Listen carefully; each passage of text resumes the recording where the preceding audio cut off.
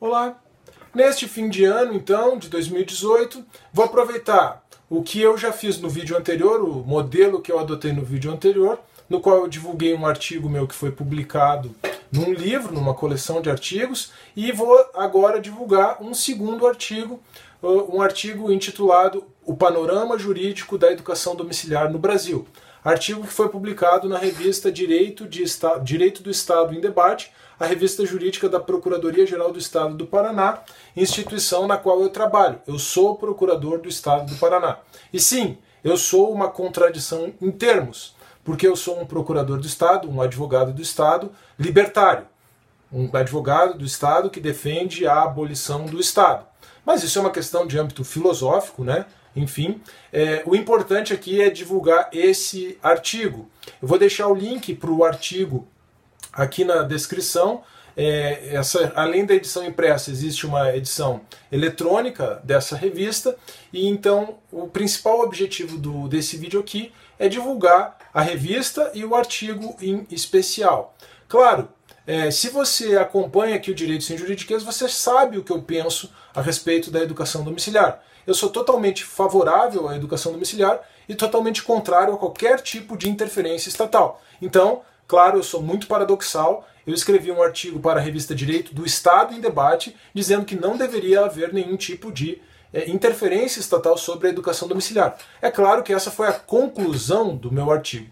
Para chegar lá, eu desenvolvi todo um percurso, toda uma argumentação de forma científica. Aqui nos meus vídeos eu faço isso de forma um pouquinho mais informal, de maneira um pouquinho mais informal. E na verdade, quando eu comecei a escrever esse artigo, escrevi entre março e abril de 2018, eu não tinha ideia que o STF iria julgar o recurso extraordinário sobre a educação domiciliar. Então aconteceu uma coisa interessante. Eu mandei o artigo para a revista, ele foi aprovado, e aí quando a revista estava sendo diagramada, começando a ser diagramada, o STF concluiu o julgamento do recurso extraordinário.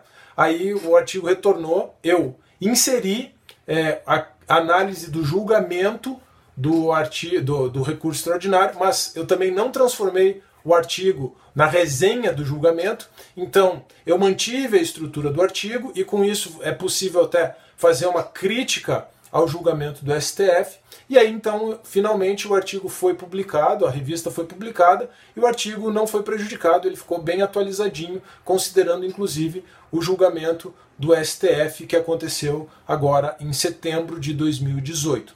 Basicamente eu contraponho nesse artigo, recomendo que você leia se tiver interesse, mas eu contraponho nesse artigo duas perspectivas, duas formas de enfrentar a questão da educação domiciliar. A primeira perspectiva eu chamei de positivista literalista.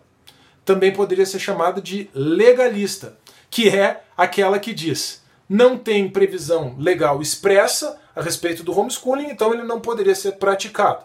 Bom, no fim das contas, foi mais ou menos assim que o STF decidiu. O STF decidiu, como você sabe, tem um vídeo sobre o julgamento aqui no canal, mas o STF por maioria decidiu que o homeschooling não é inconstitucional, mas precisa de lei regulamentando.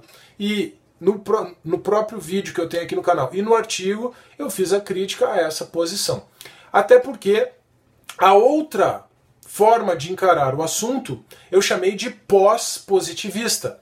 E de fato, a visão pós-positivista, considerando a obsolescência, o caráter obsoleto do positivismo jurídico na Europa desde 1945, desde depois da Segunda Guerra, e no Brasil, pelo menos depois de 1988, com a nossa atual Constituição, então se tem uma visão do direito construído a partir da supremacia da Constituição e a partir dos princípios e valores constitucionais. E considerando esses princípios e valores constitucionais, e considerando também os tratados internacionais de direitos humanos aos quais o Brasil, ou dos quais o Brasil é signatário, eu demonstrei que é possível sim fazer uma interpretação da Constituição, considerando a liberdade dos indivíduos, a liberdade das famílias, e não só isso, a pluralidade de propostas, a pluralidade pedagógica, a pluralidade do ensino, demonstrando que o homeschooling é sim compatível com a Constituição e, na perspectiva da defesa da liberdade, não faz sentido nenhum tipo de ingerência estatal.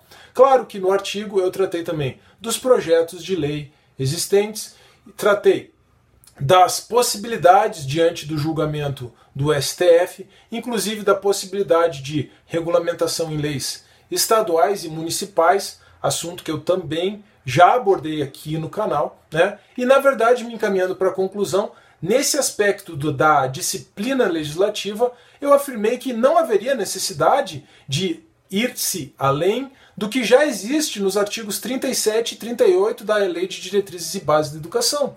Porque os artigos 37 e 38 da LDB permitem que a pessoa com 18 anos obtenha a certificação do ensino médio. E não precisa de nada além disso para garantir a efetividade do homeschooling. A criança educada em casa, o adolescente educado em casa, com 18 anos, faz a prova do supletivo ou do Enseja e obtém o seu diploma do ensino médio.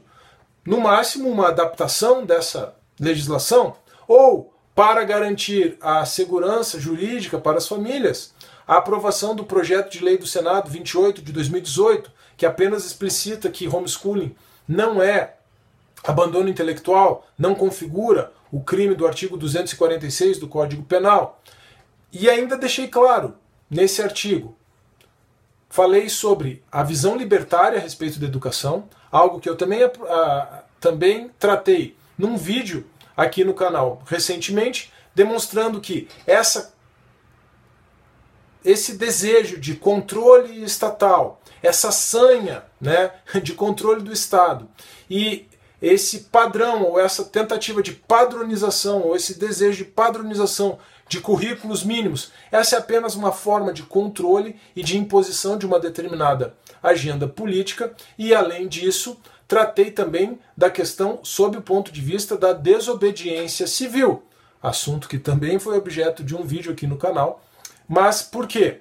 Porque se compreender que não existe uma regulamentação para o homeschooling, ou se essa regulamentação não vier, ou se vier uma regulamentação proibitiva ou mesmo muito restritiva, o que vai acontecer, e falei isso expressamente no artigo, é que as famílias que estão praticando o homeschooling provavelmente optarão por desobediência civil. E essa é uma expressão legítima do ponto de vista teórico, do ponto de vista filosófico, do ponto de vista histórico. Tratei sobre isso também no canal. Então, esse vídeo tratei sobre isso também no artigo, desculpa.